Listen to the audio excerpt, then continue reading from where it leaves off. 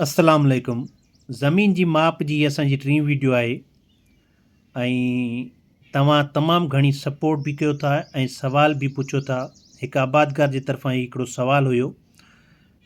कोशिशि कयूं था छाकाणि त हीअ जोमेट्री ऐं लैंड सर्वेइंग हिकिड़ो तमामु वॾो मतिलबु इल्मु आहे जंहिंजी असांखे ख़बर कोन्हे का, पर कोशिशि कयूं था दोस्तनि सां गॾिजी करे हिन सुवाल खे हल करण जी कोशिशि कई आहे। उन खां पहिरियां तव्हांखे गुज़ारिश आहे, हमेशह वांगुरु तव्हां सपोर्ट कंदा आहियो।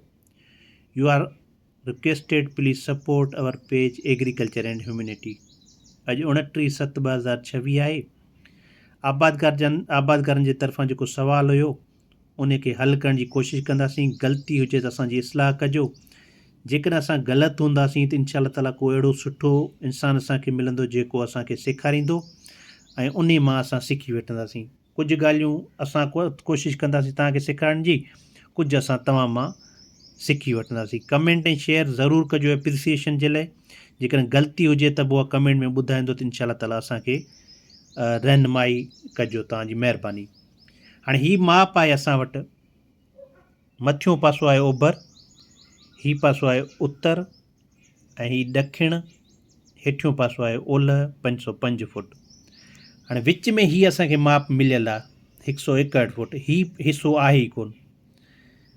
हीअ ओभर ऐं ओलह वारी जेका माप आहे इहा बि असांखे मिलियल आहे 155 फुट। हाणे पाण सभिनी खां पहिरियां छा कंदासीं त इन खे हल करण जी कोशिशि कंदासीं।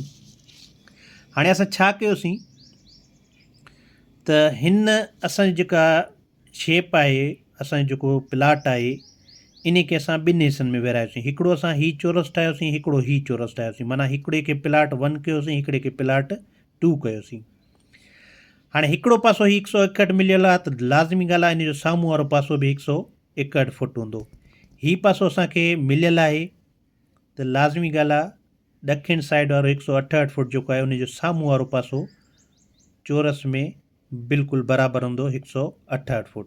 हीअ असांखे माप मिलियल कोन्हे को। असां छा कयोसीं, प्लाट 1 जी सभिनी खां पहिरियां असां माप कढीसीं। 168 खे 161 सां ज़र्ब कईसीं त 27,048 स्क्वायर फुट असांजा अची विया। ठीकु आहे। हाणे असां अचूं था, हिकिड़ो प्लाट थी वियो क्लियर, ॿिए प्लाट ते असां अचूं था। हाणे असां कयोसीं 344 प्लस 347.6। हाणे तव्हां चवंदो थी 344 किथां आया। 505 मां माइनस 161 फुट कयासीं त असांजो 344 जवाबु आयो।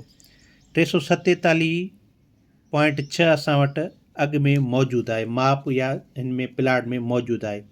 344 खे प्लस कयोसीं 347 सां, 47.6 सां, उनखे वंड कयोसीं 2 सां, त हीअ असांजी एवरेज अची वई 345.8। ठीकु आहे। हाणे ही 321.6 प्लस 323, 321.6 ही आहे असांजो, ही 321.6 आहे ऐं ही 323 थी वियो। 323 असांजो जेको आहे ही माप थी वई। 323 कीअं थी, 168 ऐं 155 खे असां जोड़ कयोसीं त असांजो 323 ही मशरिक़ ऐं मग़रिब मतिलबु जेको आहे ओभर ऐं ओलह साइड वारो हिकिड़ो पासो असांजो मथियों जो सॉरी इहो मथियों अची वियो। ठीकु आहे, इहा माप असांजी अची वई। हाणे असां छा कयोसीं, हीअ जेका असां वटि मतिलबु अची वियो माप 345.8 ऐं 322.3 खे असां ज़रब कयोसीं। ज़रब कयोसीं त असांजो जेको आहे जवाबु आयो 1,11,451.34 स्क्वायर फुट असांजो अची वियो।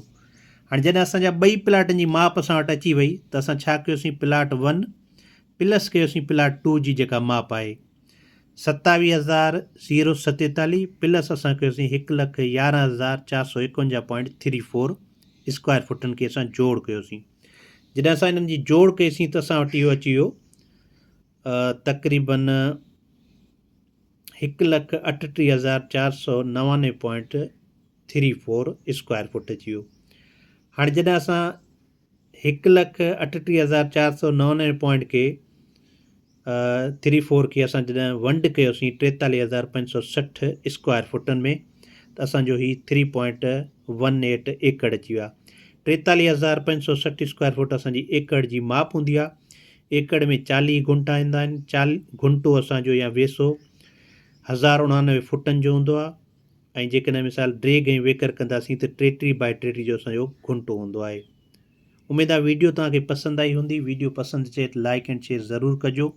ही तमामु हिकिड़ो ॾुखिया हिसाब किताब हूंदा आहिनि न, पर असां कोशिशि कयूं पिया, कुझु तव्हां खां सिखंदासीं, कुझु तव्हां असांखे सेखारींदो। उमेद आहे त हिन वीडियो में तव्हां जूं ॻाल्हियूं क्लियर थी हूंदियूं, पर जेकॾहिं ग़लती हुजे त असांजी इस्लाह ज़रूरु कजो। ऐं असां तस्लीम कयूं था त असां हिन शइ जा एक्सपर्ट न आहियूं, पर कोशिशि कयूं था त आबादगारनि खे मतिलबु जेके सवाल तमामु घणा हुया आबादगारनि जा, पर उहे कमेंट्स में जेके पुछनि पिया उन्हनि खे असां जवाबु ॾियूं पिया, सॉरी इनबॉक्स में या व्हाट्सअप ते, त उन हिसाब सां असां जेको आहे उन्हनि खे जवाबु ॾियूं पिया। अब्दुल जब्बार चांडियो तव्हांजो ख़ादिम एग्रीकल्चर एंड ह्यूमैनिटी पेज खे ज़रूरु लाइक एंड फॉलो कंदा। Thank you so much.